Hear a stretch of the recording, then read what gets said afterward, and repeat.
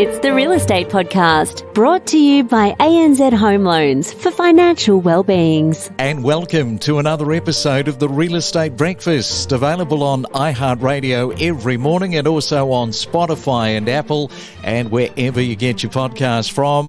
And it's a Wednesday, the 19th day of October for 2022. Coming up very shortly, Fabian Sinelli is here from Melbourne to direct you around the auction process and to look at the market there in Melbourne. And if you are a buyer or seller, there will be plenty of pointers to take away.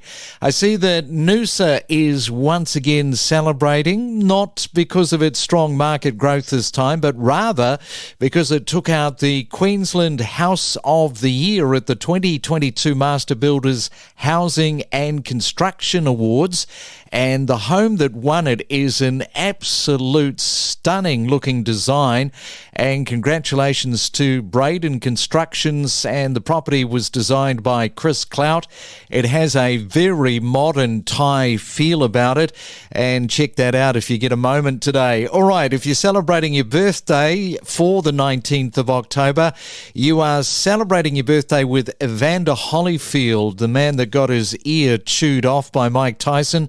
He's turning 59 today. One of my favourite actors, John Lithgow, he is celebrating and turning 77.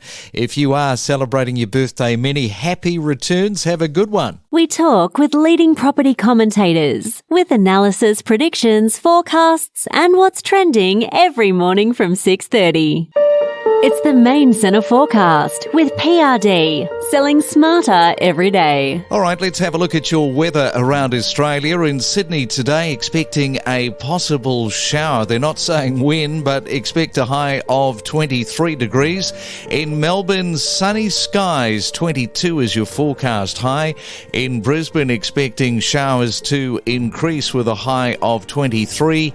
And in Perth, look at you, blue skies and sunshine. You've cracked 30 degrees today. It's your weekday real estate breakfast with news, interviews and predictions every morning on the Real Estate Podcast. Well, it's been a funny old week for the yo-yo effect of the property commentary around Australia. For example, at the start of the week, we were talking about Melbourne's positivity with some of the recent house sales. And you might recall we highlighted that apartment that sold for $630,000 above the reserve.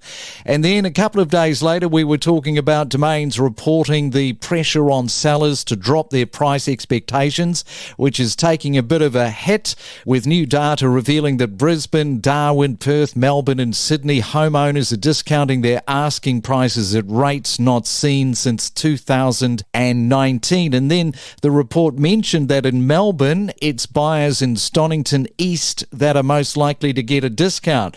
So a lot of up and downs this week, and nobody can ever say that it's not a changing market within market. So let's stay with Melbourne and go to Fabian Sinelli, who is in Melbourne from EYS there. He's the managing director and the auctioneer. And good morning, Fabian. Welcome back to the Real Estate Breakfast. Good morning, Craig. Good to be here again. So up and down with the market, you know, one day you're reporting positivity, the next it's doom and gloom. I don't think we can keep up with all these yo-yo news articles about the market, and we can't put a finger on exactly why it's happening and when it's going to stop. It's just such a buoyant market at the moment, and there's so many fluctuations and changes.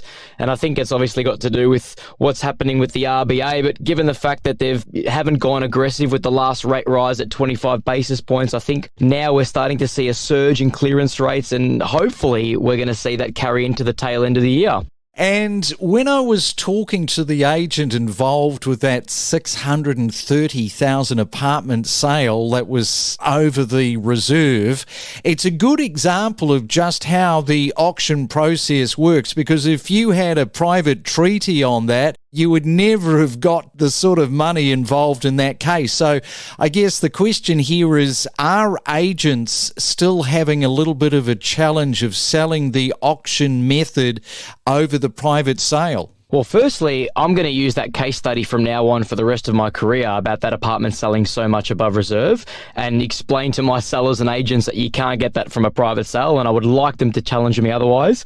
But absolutely. And I think the reason why so many sellers are apprehensive about selling at auction is because they're mentally preparing for their auction not to sell. The nerves about the auction have kicked in before it's even hit the market. And I think that's a very dangerous and foolish way to look at it, because the seller isn't giving themselves the chance of that premium result. And going back to that apartment result, of course, I mean, that wouldn't have happened in a private sale, clearly, and that's a perfect example you've brought up. I had a chat with a very good friend of mine last week who's an elite agent, and we were dissecting this exact topic. Sellers, unfortunately, who hate auction, they've either had a bad experience at auction or measuring its success purely on a knockdown. That's not auction success. And some agents they may be speaking with, unfortunately, aren't selling the auction method correctly.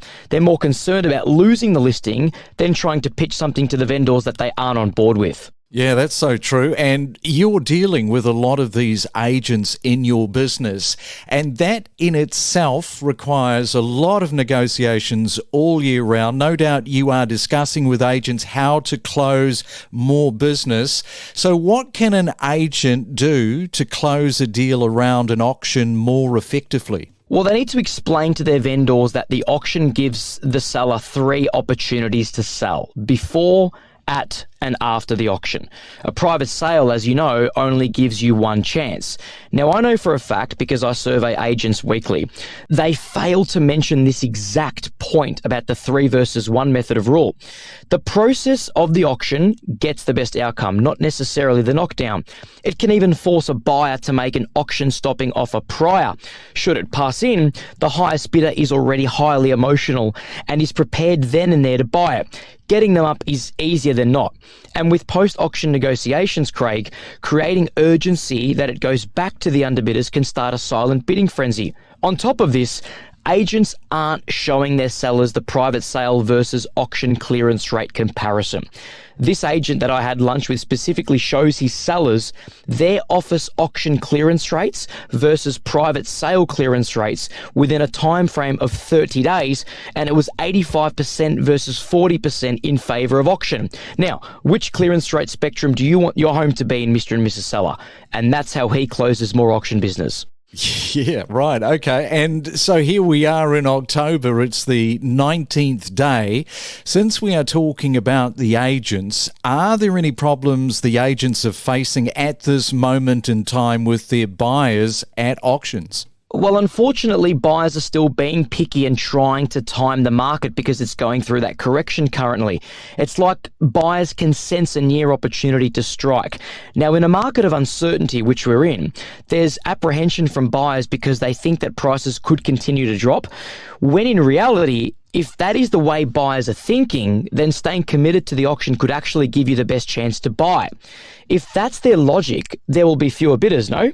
So no one can outsmart the market. And in over 120 years of real estate, no one has been able to accurately predict buyer behavior. So the best time to buy is now. Just look how quickly the market exploded post-lockdown last year. No one expected that, and that caught buyers off guard. And in essence, the market prices escaped them.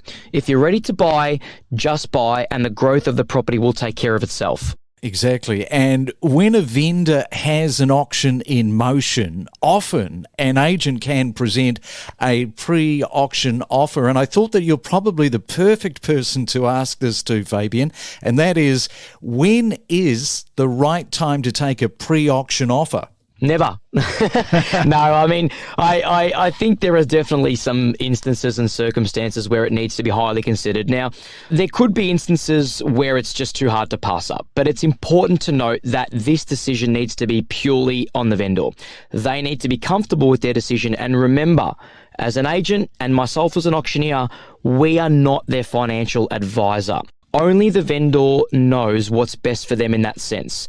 Unfortunately, if you advise to accept or decline an offer pre-auction, it can have huge ramifications on the vendor's end result. it could have gotten more if it's declined, but also the pre-auction offer buyer could not turn up on auction day. So this is where we need to use market logic. I like to always use the 10% rule to get a clear answer from the seller. If a buyer is prepared to stop the auction with an offer that's 10% above the next best offer, that may be the opportunity to consider it, because that would mean that the auction would need to go 10% above the second highest bidder. And in this market, I think that's very unlikely. Okay, and just finally, we've got the weekend fast approaching. So how do you think the market is going to be auction time this coming Saturday? I think we're going to experience over the next 6 to 8 weeks a really consistent and positive market, given the fact that clearance rates are now getting in the high 60s, and that's been consistent over the last couple of weeks. I'm expecting my next few weekends to be really positive, as well as the other auctioneers in our business. And hopefully we are going to see a really great end to the spring period before we head into summer, which would be nice to finish off the year on a high note. Yes, let's do it. Let's end on a high note. Thanks for coming on to the Real Estate Podcast. Get out there and enjoy, Fabian, your Wednesday morning. Thank you, Craig. All the best. We connect you to the best real estate information across Australia. The Real Estate Podcast.